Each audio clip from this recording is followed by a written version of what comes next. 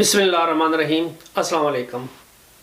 American dreams का नाम तो आपने सुना होगा, यानी कि अमेरिका में जाके अपने मुस्तकबिल को ताबनाक बनाना। अब एक ज़माने में अमेरिका अमेरिका होती थी, आजकल चूँकि बाकी मुख्तलिफ ऑप्शंस भी आपके सामने आ गए, जिसमें कनाडा भी है, ऑस्ट्रेलिया भी है, यूरोप भी है, लेकिन इसके बावजूद अमेरिकन ड्रीम्स की कमी नहीं है। आज भी जो दुनिया में टॉप इमिग्रेंट्स मुल्क है वो यूएसए ही है। यूएसए जो दुनिया के टोटल बेनिफिट्स उसमें 40% सिर्फ अमेरिकन इस्तेमाल कर सकते हैं, बाकी 60% वो पूरी दुनिया में है। उनकी एक एक स्टेट जो है वो जर्मनी से ज़्यादा ताकतवर है, जर्मनी से ज़्यादा पैसा है। जर्मनी जो कि बाकी मुल्क यूरोपियन मुल्क में एक स्ट्रॉन्ग इकानमी है, अमेरिका की सिर्फ एक स्टेट उनसे ज़्यादा बड़ी है। जो G7 कंट्रीज़ हैं सारे, वो G7 कंट्रीज़ में से काफ़ी ज़्यादा ममालिक ऐसे हैं जो अमेरिका के एक न्यूयॉर्क सिटी का मुकाबला नहीं कर सकते इकानमी के लिहाज से। सिर्फ New York city in G7 countries की इकानमी से बड़ा एक शहर है जो बड़ी इकानमी रखता है। तो आप ये सोच लें कि वहाँ पे जो एम्प्लॉयमेंट रेट है वो दुनिया में सबसे अच्छा है, अनएम्प्लॉयमेंट दुनिया में सबसे कम है, रोज़गार के मौके बहुत ज़्यादा हैं। गो कि हम सोचते हैं कि वहाँ पे क्राइम्स हैं या कुछ है, लेकिन वो उस हाई लेवल पे नहीं है जितना लोग हम उसको सोचते हैं। दुनिया की बेस्ट फैसिलिटीज़ यूएसए के अंदर है। अब यूएसए जाने का जो तरीक़ाकार है उसमें सिंपली आपने कुछ कैटेगरीज़ को देखना है कि आपने किस किस्म का वीज़े का इंतखाब करना है। मैं आपको आज की इस वीडियो में कुछ वीज़ों के मतलब बताऊँगा। जब आप अप्लाई करते हैं तो कौन कौन से वीज़े आपके सामने हैं, उसकी वीज़ा की रिक्वायरमेंट्स को आपने देखना है, दरख्वास्त के अखराजात को आपने पूरा करना है, वीज़ा फ़ीस यानी कि पे करनी है, उसके बाद रिज़ल्ट का इंतज़ार करना है और अमेरिका आपने जाना है। ये कहने को तो बहुत आसान है, लेकिन जो अमेरिका के जो इमिग्रेशन सिस्टम है वो दुनिया के मुश्किल तरीन इमिग्रेशन सिस्टम्स में है। इवन कि उनका एक विज़िट वीज़ा पाकिस्तान से लेना वो एक किस्म का K2 पहाड़ के ऊपर चढ़ना, शायद K2 के पहाड़ के ऊपर चढ़ना आसान हो कि हर कोई वहाँ पर जाकर ट्राई कर सकता है, अमेरिकन वीज़ा लेना इतना आसान नहीं है। बेसिकली जो अमेरिकन ने अपने वीज़ा तकसीम किया हुआ है, इसमें इमिग्रेंट्स वीज़ाज़ हैं और नॉन इमिग्रेंट्स वीज़ाज़ हैं। इमिग्रेंट्स वीज़ा वो वीज़ा है जो वहाँ पे जाके आप परमानेंट बुनियादों पे आप जा सकते हैं। इमिग्रेंट्स वीज़ा में आगे दो कैटेगरीज आती हैं, एक फैमिली बेस्ड इमिग्रेंट वीज़ा है और एक जो वीज़ा है वो रोज़गार के बेस पर यानी कि एम्प्लॉयमेंट के बेस पे है। उसके अलावा आप रोज़गार के बेस पर टेम्परेरी वीज़ास पर भी अमेरिका जा सकते हैं। मैं आज आपको थोड़े से एंड्स दूंगा इनके बारे में, क्योंकि जो 10-12 मिनट की वीडियो होती है उसमें मैं डिटेल से एक एक बात को डिटेल से नहीं बयान कर सकता, लेकिन मैं आपको एंड्स दूंगा। मैं अमेरिका के मुतालिक फ़र्दर वीडियोस बनाता रहूँगा जिसमें मैं आपको डिटेल से हर चीज़ के बारे में बताता रहूँगा। तो हम पहली चीज़ से शुरू करते हैं जो कि फैमिली वीज़ा है, कि फैमिली बेस पे आप किस तरह आराम से अमेरिका में जा सकते हैं और कौन कौन लोग अमेरिका में फैमिली बेस पे जा सकते हैं। फैमिली बेस वीज़ा ये होता है कि आप जब अमेरिका जाते हैं तो आपको फ़ौरन ही वहाँ पे ग्रीन कार्ड इशू हो जाता है।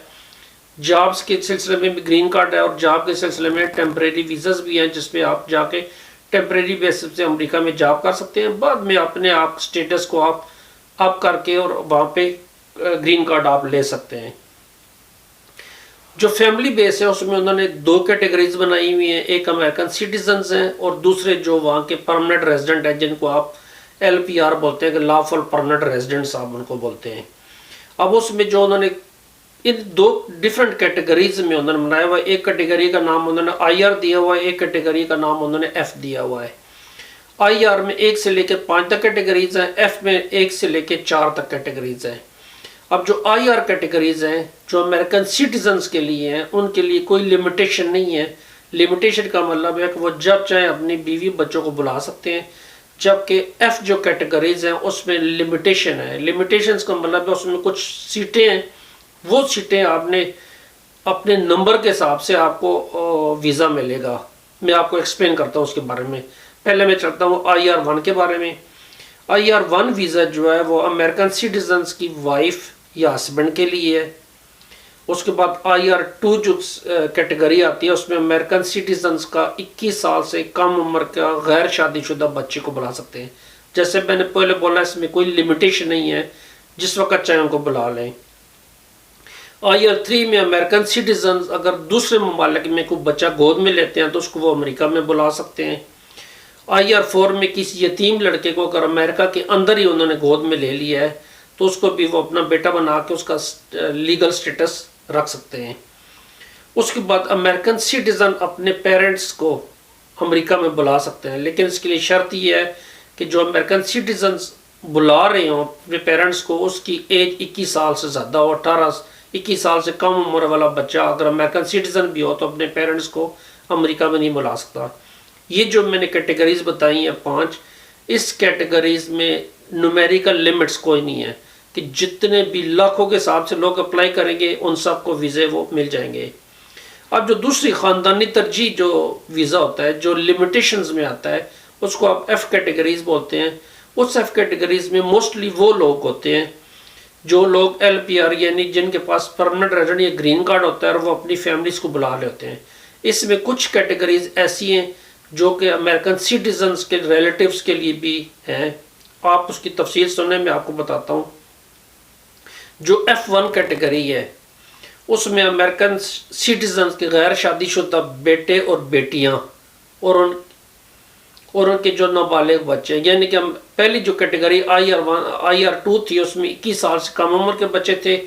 F1 کیٹیگری میں 21 سال سے زیادہ عمر کے، لیکن اگر امریکن سٹیزنز ہے تو 21 سال سے زیادہ عمر کے بچوں کو وہ بلا سکتا ہے۔ جو دوسری کیٹیگری ہے F2، اس میں جو PR رکھنے والے لوگ ہیں جن کے پاس امریکہ کے اندر گرین کارڈ ہے وہ اپنے بیوی بچوں کو بلا سکتے ہیں اس کیٹیگری کے اندر۔ اور اس کیٹیگری میں جو 77% جو ویزے ہیں وہ صرف میاں بیوی اور چھوٹے بچوں کو دیے جائیں گے۔ اس کے بعد جو بڑے بچے ہیں 21 سال سے زیادہ عمر کے، باقی کوٹا ان کے لیے آئے گا۔ اس میں ٹوٹل سیٹیں 1,14,200 ہیں اس F2 کیٹیگری میں۔ F1 کیٹیگری میں 23,400 سیٹیں ہیں۔ میں نے آپ کو جیسے پہلے بولا کہ یہ نومیریکل لمٹس ہیں، اگر اس سے زیادہ درخواستیں آئیں گی تو وہ باقی درخواستیں وہ اگلے سال میں چلے جائیں گی، اگر اگلے سال اور زیادہ درخواستیں آئیں گی تو وہ اس سے اگلے سال چلے جائیں گی، تو اس میں ٹائم تھوڑا سا لگ جاتا ہے۔ جبکہ IR کیٹیگری میں ٹائم کی کوئی لمیٹیشن نہیں ہے۔ اس کے بعد جو تیسری کیٹیگری ہے F3 جس کو بولتے ہیں، اس میں امریکن سٹیزنز کے شادی شدہ بیٹے اور بیٹیاں اور ان کی وائف اور ان کے بچے، یعنی امریکن سٹیزن اگر وہاں پہ ہے، اگر ایک پاکستان سے یا انڈیا سے کوئی شخص جاتا ہے اور اس کے پاس امریکن نیشنلٹی ہے تو اس کے جو بچے ہیں وہ 21 سال سے زیادہ عمر کے، بے شک شادی شدہ کیوں نہ ہو گئے ہوں، وہ اپنے بچوں کو، اپنے بیٹیوں کو اور ان کے ہسبینڈ یا وائفس کو یا آگے ان کے بیٹوں کو جو 21 سال سے کم عمر ہیں ان کو وہ اسپانسر کر کے امریکہ میں بلا سکتا ہے۔ اس میں بھی لمیٹیشن ہے کہ ہر سال 23,400 کی سیٹیں ہیں اس میں، یعنی 23,400 ویزے ہر سال اس میں ایشو کی جائیں گے۔ اب جو چوتھی ترجیح ہے خاندان کی جو F4 کیٹیگری ہے، یہ بڑی انٹرسٹنگ ہے کہ ایک امریکن سٹیزن اپنی سسٹرز اور اپنے برادرز کو، اگر وہ سٹیزن ہے، سسٹرز یا برادر کو دوسرے ممالک سے بلا سکتے ہیں، ان کو اسپانسر کر سکتے ہیں۔ اس میں جو سیٹیں ہیں وہ 65,000 سیٹیں ہیں۔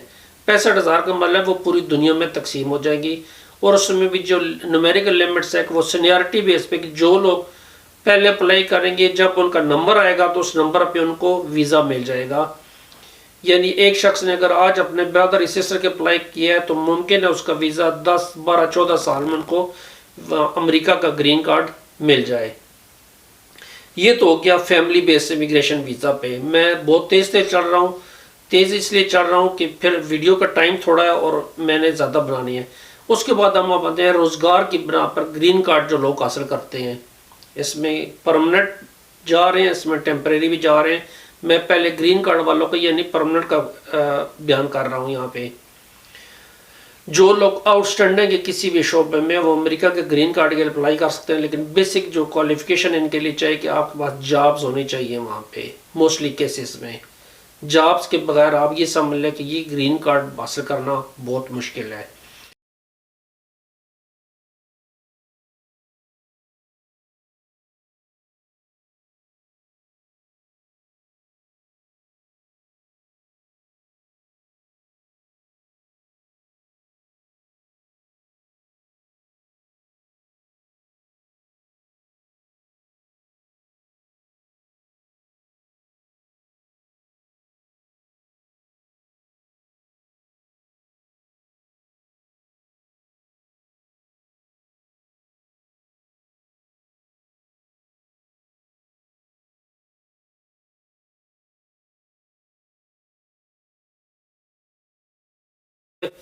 EB3 जो कैटेगरी है ग्रीन कार्ड की, उसमें हुनरमंद कारकुन, पेशावर अफराद और वो लोग शामिल हैं जो टेम्परेरी बेस पे नहीं जा रहे, यानी इसमें आउटस्टैंडिंग जो वर्कर्स हैं वो जा रहे हैं। वीज़ा देते हैं तो वो पहली चीज़ ये देखते हैं कि अमेरिका के अंदर जो इनको मुलाजमत देने वाला जो एम्प्लॉयर है, उस एम्प्लॉयर को अमेरिकन के अंदर ये लोग मैसर नहीं हैं तो फिर वो बाहर से बुला सकते हैं।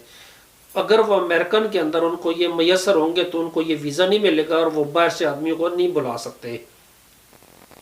EB4 में मजहबी कारकुनों को शामिल किया जाता है, कुछ ब्रॉडकास्टर्स को शामिल किया जाता है ग्रीन कार्ड के। उसके बाद EB जो 5 है, इसमें वो गैर मुल्की शामिल हैं जो अमेरिका में जाकर इन्वेस्टमेंट करते हैं, यानी कि ये बिज़नेस वीज़ा आप उसको समझ लें। और उस बिज़नेस वीज़ा के ज़रिए वो जब वो इन्वेस्टमेंट करते हैं अमेरिका में जाकर, तो वो अमेरिका के अंदर जॉब्स क्रिएट करते हैं, यानी कि वो अमेरिकन सोसाइटी के लिए, उसकी इकानमी के लिए फ़ायदा मंद होते हैं। उन इन्वेस्टर्स को EB5 का वीज़ा दिया जाता है। अब उसके बाद जो टेम्परेरी है जो वीज़े अमेरिका में काम करने के लिए, उसमें जो सबसे मशहूर किस्म है वो H1B वीज़ा है। आप ये सोचें कि H1B वीज़ा है, आपके पास एक किसी भी एक ख़ास शोबे में बैचलर डिग्री होनी चाहिए। अब मेजॉरिटी जो H1B वीज़ा है वो मोस्टली लोग वो यूज़ करते हैं जो IT में काम करने के लिए अमेरिका में सिलिकॉन वैली में इंडियंस क्यों ज़्यादा तादाद में जा रहे हैं, चाइनीज़ क्यों ज़्यादा तादाद में जा रहे हैं कि वो IT स्पेशलिस्ट हैं लोग, और उनकी अमेरिका में बहुत ज़्यादा डिमांड है। किसी ज़माने में H1B वीज़ा पे जो मेजॉरिटी लोग जाते थे वो चाइना से जाते थे, अब जो मेजॉरिटी लोग जाते हैं वो इंडिया से जाते हैं।